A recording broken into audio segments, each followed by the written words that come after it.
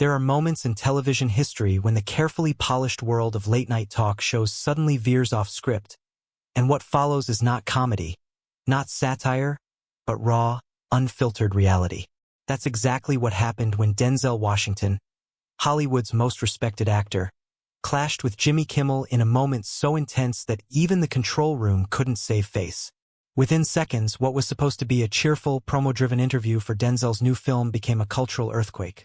One that has people talking about race, Hollywood, comedy, and the uncomfortable truths we've all ignored for far too long.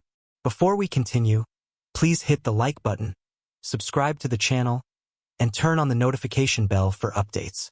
The night began like any other.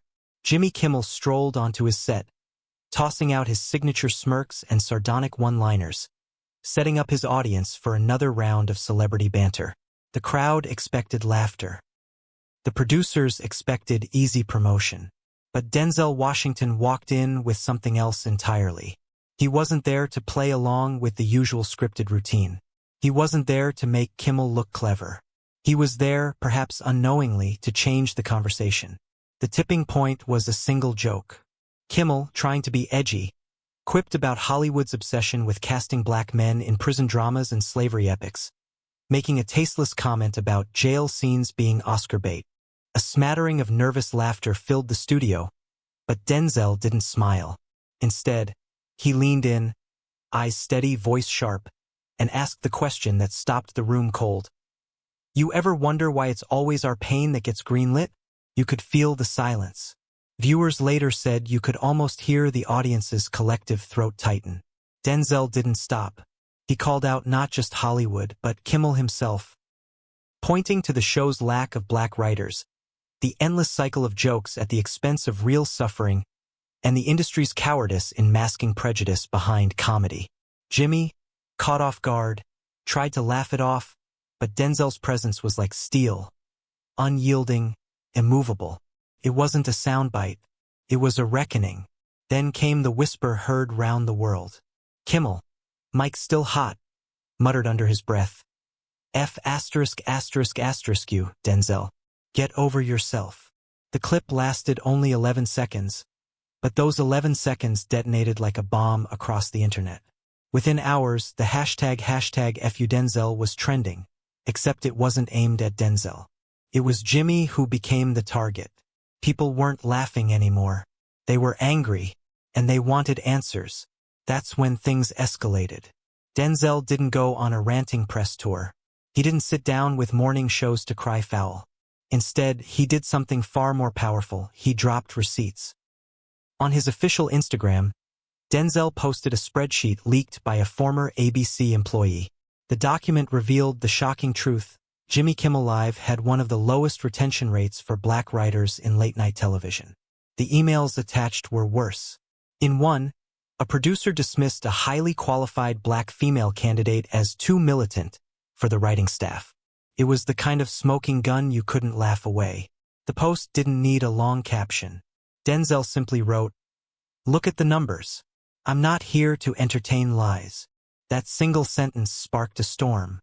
Suddenly, Kimmel's reputation as a good guy comic crumbled under the weight of receipts, screenshots, and testimony from former staffers.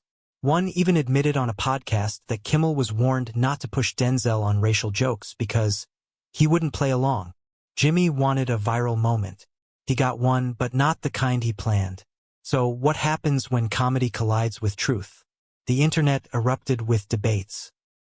Some argued that Kimmel's joke was just comedy, that Denzel overreacted.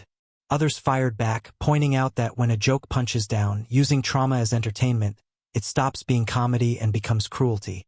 Social media timelines became battlegrounds. Twitter users dropped side-by-side screenshots of late-night writing rooms. Kimmel's staff, overwhelmingly white, compared to other shows making strides toward diversity. Memes surfaced of Denzel glaring across the table at Kimmel, captioned, "This ain't training day. This is accountability day." Yet the most striking part wasn't just the cultural fallout. It was the way Denzel handled it. No theatrics, no screaming matches, just quiet precision. A man who has seen the machine from the inside decided, for once, to rip back the curtain in real time. It was a reminder that sometimes silence is not dignity, it's complicity. And Denzel refused to stay silent. Think about it. How often have we laughed at jokes that, deep down, made us uneasy? How many times have we brushed off entertainment as just comedy, ignoring the real-world stereotypes it reinforces? Denzel's confrontation forced everyone watching to ask those questions. It wasn't about him or Jimmy or even that one joke. It was about the system. Why is pain profitable? Why do the same narratives get funded, while stories of joy, triumph, and ordinary black life remain invisible? Even Hollywood insiders began to weigh in. Anonymous staffers confirmed that late-night TV is notoriously insular, hiring the same safe voices over and over. One writer revealed that attempts to introduce black writers into the room were quietly shut down, with excuses about fit and tone.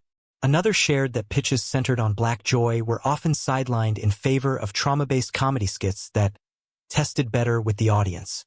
If that doesn't sound like systemic bias, what does? Of course, Jimmy's team scrambled for damage control.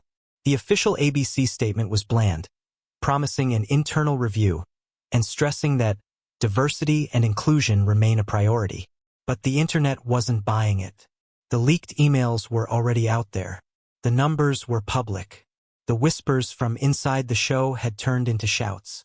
People weren't just questioning Jimmy, they were questioning the entire industry.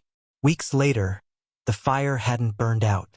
Petitions circulated demanding accountability from ABC. Sponsors quietly pulled advertising. Meanwhile, Denzel remained calm. No press junkets. No late-night appearances. Just a simple reminder every so often. The truth is already out there. That silence spoke louder than any monologue could. So where does this leave us? Perhaps with a new awareness. Comedy has always walked the line between truth and offense. But Denzel Washington reminded the world that some lines aren't meant to be crossed. Not when they reinforce oppression, not when they profit from pain. The clash on Kimmel's stage wasn't just an argument. It was a mirror, and the reflection wasn't flattering. Maybe that's why people can't stop watching the clip. It isn't just entertainment. It's discomfort. It's the recognition that beneath the laughter, there's a cost. And for once, someone refused to let that cost go unspoken. Now the question becomes, what do we do with it? Do we shrug it off as another viral moment that fades into the noise? Or do we let it challenge the way we consume comedy, the stories we reward, and the biases we overlook? Because if a single 11-second clip could ignite this conversation, imagine what might happen if we actually listened. The challenge is simple but profound. Don't just laugh. Ask why the joke exists. Don't just accept the story. Ask whose story isn't being told. Because until we start asking, nothing changes. And maybe that's the ultimate twist. Jimmy Kimmel thought he was setting up Denzel for a laugh. Instead, Denzel set up all of us for a choice. Do we keep watching the same cycle play out? Or do we finally demand better? The next time you sit in front of your screen, ask yourself, whose voice is missing from this room? Because that silence might just be the loudest sound of all. Now it's your turn. What do you think? Was Denzel out of line? Or did he simply say what everyone else was too afraid to? Share your thoughts, challenge your circle, and keep this conversation alive. Because if we let it fade, then the joke really is on us.